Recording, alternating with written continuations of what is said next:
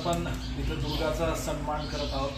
दुर्गानं सन्मान करण्याइतकी हा सन्मान छोटा आहे की मोठी कामगिरी केलेली आहे.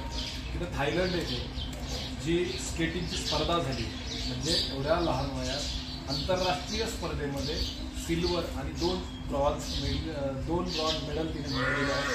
एवढ्या लहान वयामध्ये एवढी जाण येणं, त्या जाणीवेतून स्पर्धा जिंकल्यानंतर त्या वयाच्या नुरूप वागणं, बोलणं, हे सगळं तिच्या व्यक्तिमत्वात अंतर्भूत केलं आहे. ही खरंच कमालीची गोष्ट आहे.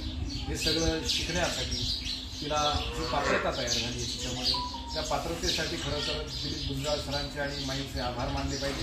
तेवढ्या लहान वयात त्या सगळ्या आध्यात्मिक क्षेत्रातल्या संस्काराबरोबर स्पर्धेचे सुद्धा संस्कार केले. त्या स्पर्धेतनं तिला जगाची ओळख झाली. जिंकणं हे महत्त्वाचं कितीही असलं तरी जिंकण्यासोबत व्यक्तिमत्व बनणं हे महत्त्वाचं आहे. आणि खूप चांगलं व्यक्तिमत्व दुर्गाचं बनवलेलं आहे.